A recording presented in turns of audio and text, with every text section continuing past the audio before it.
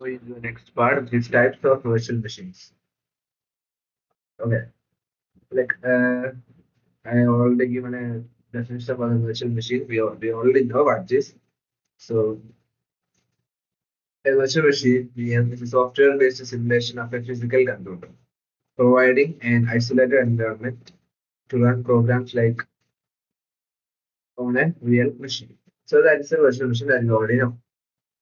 So now let's go into two types of virtual machines. One is system virtual machines or hardware virtual machine. What is this? The software emulation of an entire physical computer set.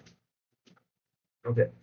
In here, like system virtual machine is what we generally say what is a it is a virtual machine or something. So ഇതിലൊന്നും നടക്കുന്നത് വെച്ചാല് ഒരു സാധാ ഇതുവരെ നമ്മൾ പറഞ്ഞ virtual machine virtualisation actually സംഭവം ഇതാണ് ലൈക്ക് നമ്മുടെ സാധാ ഫിസിക്കൽ കമ്പ്യൂട്ടർ സിസ്റ്റത്തിന്റെ മോള് വർക്ക് ചെയ്യുന്ന ഒരു സോഫ്റ്റ്വെയർ എമുലേഷൻ ആണ് സിസ്റ്റം വെർച്വൽ മെഷീൻ. സോ അതിന്റെ ഫംഗ്ഷൻ എന്ന് പറഞ്ഞാൽ runs multiple operating systems on the same host, sharing physical resources. The user creates isolated identical environments on one machine. ഒരു സിംഗിൾ മെഷീൻ്റെ അകത്തുള്ള ഐസൊലേറ്റഡ് ആയിട്ടുള്ള ഐഡന്റിക്കൽ എൻവയോൺമെന്റ്സ് ക്രിയേറ്റ് ചെയ്യുന്നതാണ് main സംഭവം. Install Ubuntu or Linux inside Industrial using VirtualBox. So നമ്മൾ ഇതുവരെ പറഞ്ഞ most of the concept about virtual machines comes in the system virtual machine. Okay. Example VMware, VirtualBox, Windows Virtual PC. So അതിന് use ചെയ്യുന്ന software ആണ് actually VMware VirtualBox പല use ചെയ്തിട്ടുണ്ടാവും. So they may know. Advanced understand multiple OS environment run in parallel in strong isolation can offer different instruction set architectures from the physical hardware. So ഇതാണ് എൻ്റെ main point ആണ് can offer different instruction set architectures from the physical hardware. കാരണം എന്ന് ഉദ്ദേശിച്ചു വെച്ചാലേ വിൻഡോസിന്റെ ഒരു set of instruction set ആയിട്ടുണ്ടായി അതിൻ്റെ അകത്തുണ്ടായി അതിന്റെ സിസ്റ്റം ആർക്കിടെക്ചർ ഡിഫറെന്റ് ആയിരിക്കും. മാക്കിന്റെ സിസ്റ്റം ആർക്കിടെക്ചർ ഡിഫറെന്റ് ആയിരിക്കും. സോ മാക്കിലൊക്കെ എങ്ങനെ നടക്കുന്നതെന്ന് വെച്ചാൽ ഇപ്പൊ നമ്മളിപ്പോ വിൻഡോസ് ആണ് ഉള്ളതെന്ന് വെച്ചാൽ അതിന്റെ ഇൻസ്ട്രക്ഷൻ സെറ്റ് എങ്ങോട്ട് കൺവേർട്ട് ചെയ്യും, വിൻഡോസിന്റെ ഇൻസ്ട്രക്ഷൻ സെറ്റിലേക്ക് കൺവേർട്ട് ചെയ്തിട്ടാണ് നമുക്ക് ആക്ച്വലി വിൻഡോസ് റൺ ചെയ്യാൻ പറ്റുന്നത്. So can offer different instruction set architectures from the physical hardware.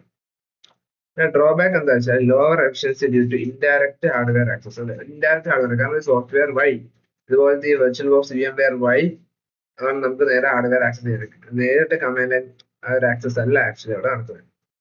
പിന്നെ മൾട്ടിപ്പിൾ VMs ഒരുമിച്ച് തുറക്കുമ്പോൾ ഒരുമിച്ച് റൺ ചെയ്യുന്ന സമയത്ത് പെർഫോമൻസ് വേറെ ചെയ്യും. It depends on computer hardware specifications.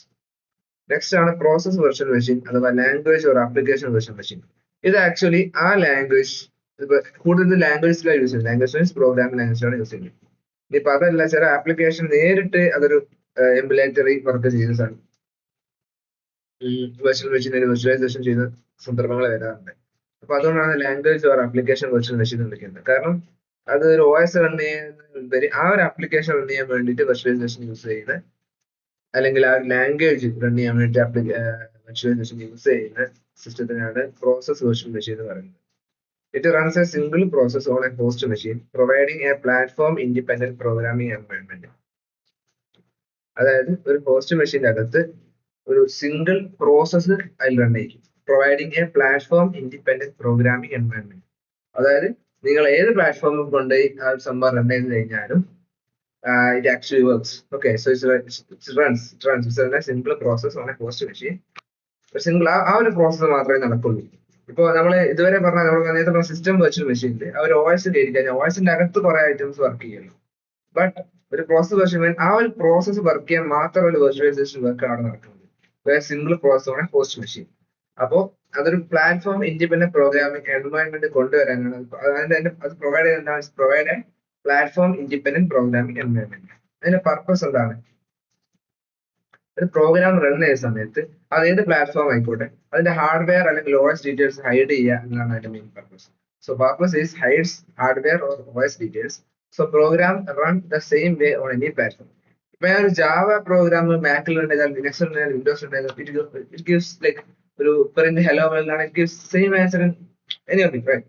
So but അതിലുള്ള ചിപ്പ് സെറ്റ് വേറെയാണ്, ഇൻസ്ട്രക്ഷൻ സെറ്റ് വേറെയാണ്. Still it give the same output or same things. So it runs. അപ്പൊ എന്താ വെച്ചാൽ അതിന്റെ ഉള്ളിൽ വോയിസ് ഡീറ്റെയിൽസും ഹാർഡ്വെയർ ഡീറ്റെയിൽസും ഒക്കെ ഹൈഡ് ചെയ്തുകൊണ്ട് പ്രോഗ്രാം സ്മൂത്ത്ലി റൺ ചെയ്യുക, run the same on any platform എന്നതാണ് ഇതുകൊണ്ട് ഉദ്ദേശിക്കുന്നത്. ഇതിനെ ഓൾസോ കോഡ് നേരത്തെ പറഞ്ഞ language virtual machine, application virtual machine, manage run time environment എന്ന് പറയും. എക്സാമ്പിൾസ് ആണ് JVM. നമ്മുടെ ജാവയുടെ JVM ആണ് Java apps run on any app. ഏത് വോയിസിനും ഇപ്പോ ഹലോ വേൾഡ് ഡോട്ട് ജാവ ആണെങ്കിൽ അത് ഏത് വോയിസിലും റൺ ചെയ്യും. So that's why we have a Java virtual machine, JVM for Java, PVM for Perl. P means it's not Perl actually. So on check here, PVM Perl virtual machine alla, something other.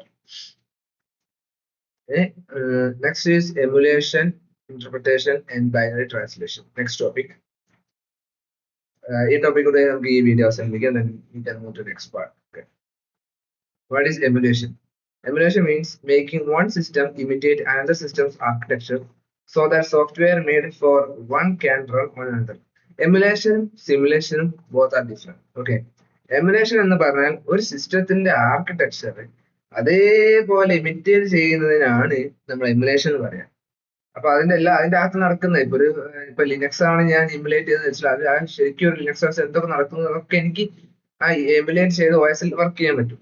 പക്ഷെ simulation എന്ന് പറഞ്ഞാൽ actually സിമുലേഷനിൽ positive extra ആയിട്ട് പറയാം. Simulation എന്ന് പറഞ്ഞാൽ നമ്മള് അതിന്റെ ഒരു കംപ്ലീറ്റ് സെറ്റപ്പ് ഉണ്ടാവില്ല, ബട്ട് അതിന്റെ അണ്ടർലൈൻ ഐറ്റംസ് ഉണ്ട്. ലൈക്ക് അപ്പൊ അത് നമുക്ക് അതിന്റെ റിസർച്ച് റിസർച്ച് സ്റ്റഡി നടത്താൻ അല്ല ആർക്കിടെക്ചർ നോക്കാൻ. സോ അതിനൊക്കെ വേണം നമ്മൾ സിമുലേഷൻസ് യൂസ് ചെയ്യാൻ.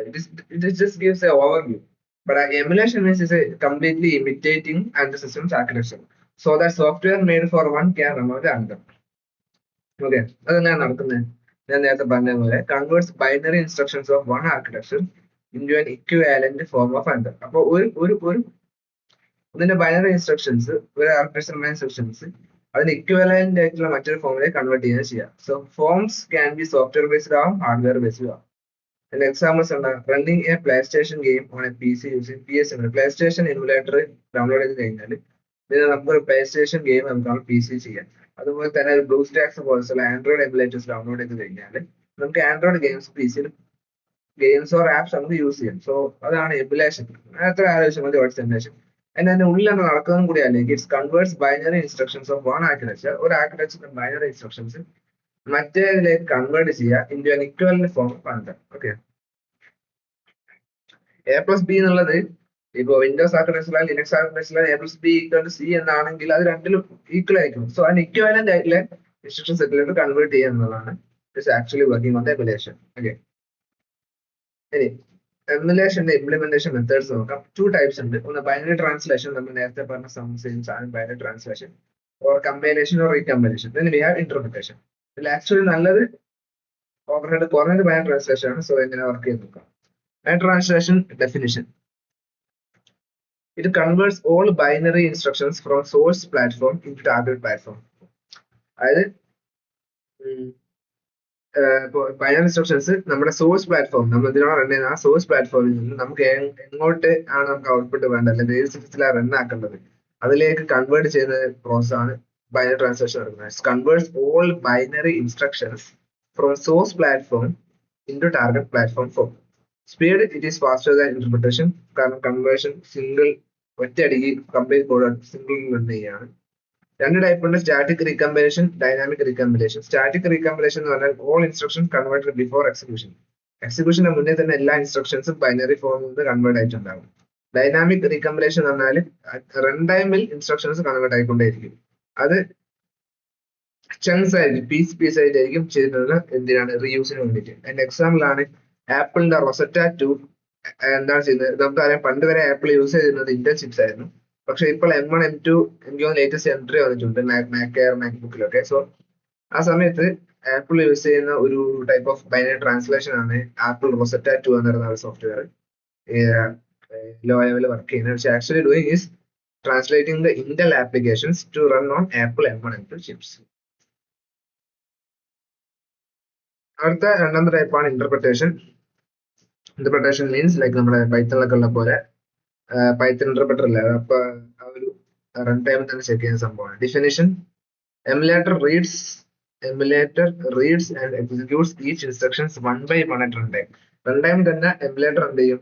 ഓരോ ഇൻസ്ട്രക്ഷൻസും വൺ ബൈ വൺ ആയിട്ട് ചെക്ക് ചെയ്ത് എക്സിക്യൂട്ട് ചെയ്യും. സോ അത് അപ്പൊ തന്നെ നമുക്ക് മനസ്സിലായി it's an overhead work. It takes a lot of work, right? So the speed is lower because conversion happens every time an instruction runs. The advantage എന്ന് പറഞ്ഞാല് ബൈനറി ട്രാൻസാക്ഷൻ കാട്ടും കുറച്ചുകൂടി കോംപ്ലക്സിറ്റി ഇല്ല. Interpretation is very easy to implement. Example ആണ് Java byte code execution JVMs ഇന്റർപ്രിറ്ററും കൂടെ. ഇനി binary translation ഇന്റർപ്രിട്ടേഷന്റെ ഒരു ടേബിൾ നോക്കാം for a quick study. Definition: converts source or guest instructions into equivalent native machine code before execution. Execution മുന്നേ തന്നെ native machine കോഡിലേക്ക് നമ്മുടെ ഇൻസ്ട്രക്ഷൻസിനെ കൺവേർട്ട് ചെയ്യും ഇക്വലന്റ് ആയിട്ട്. ഇതെങ്ങനെ ചെയ്യുന്നത് വെച്ചാൽ ലൈൻ ബൈ ലൈൻ ആയിട്ടാണ് എക്സിക്യൂട്ട് ചെയ്യുക, ഫുൾ കൺവേർഷൻ ചെയ്യില്ല. സ്പീഡ് ഇത് ഫാസ്റ്റർ ആണ്, ഇത് സ്ലോവർ ആണ്. ഓവർഹെഡ് ആദ്യം ഉണ്ടാവും ഹൈ ഇനീഷ്യലി, കാരണം എന്താ വെച്ചാൽ എല്ലാം കൂടി ട്രാൻസ്ലേറ്റ് ഉണ്ടായി, ബട്ട് ലോഡ് ഒരു എക്സിക്യൂഷൻ സമയത്ത് കുറവായിരിക്കും. ഇതിനകത്ത് കണ്ടിന്യൂസ് ഓവർഹെഡ് ഉണ്ടാവും എക്സിക്യൂട്ട് ചെയ്യുന്ന സമയത്ത്. മെമ്മറി യൂസേജ് ഹയർ ആണ്, കാരണം ഈ ട്രാൻസ്ലേറ്റ് കോഡ് ഇനിഷ്യൽ എവിടെയെങ്കിലും നമുക്ക് സ്റ്റോർ ചെയ്യണം. സ്റ്റോറേജ് ഉള്ളതുകൊണ്ട് മെമ്മറി യൂസേജ് ഹയർ ആണ്. ഇത് ലോവർ ആണ്, സ്റ്റോർ ചെയ്യുന്നില്ല, അപ്പൊ റണ്ണിങ് അല്ലേ. ഇതിന്റെ എക്സാമ്പിൾ ആണ് QEMU, the dynamic binary translation, then JVMs JIT compiler, and a Python interpreter, early basic interpreter. So that's all about emulation, interpretation, binary translation, and the types of virtual machines. Thank you.